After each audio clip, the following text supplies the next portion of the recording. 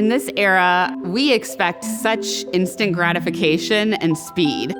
You often see with young people, if their friend doesn't text them back immediately, they take it as a relational slight and are worried about what's wrong. So we just expect this instant responsiveness from the world. And when something's not going well or something's difficult, that butts up against the reality that the world is not actually revolving around us. When we have to suffer or wait, patience can actually be this superpower. And instead of suffering, we can wait calmly and appropriately when we face difficult circumstances.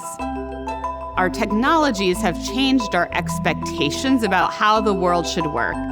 We start to expect that other people or our bodies can react just as quickly as our smartphones and all of our other devices that we have in our life.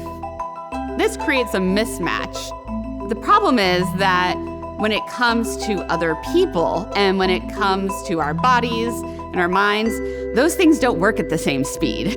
And so we need the virtue of patience to bridge the gap of what we want and what the reality is.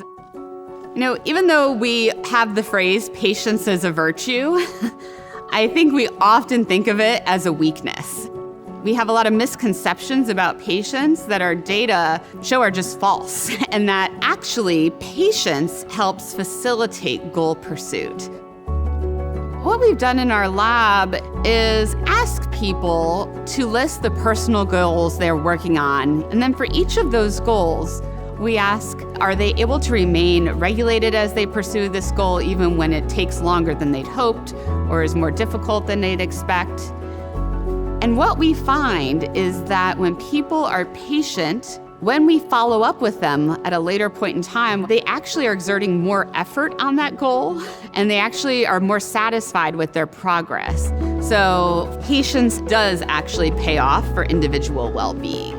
Even when the circumstances are not going your way and you face obstacles. By cultivating patience, we can actually experience that gap a little bit differently.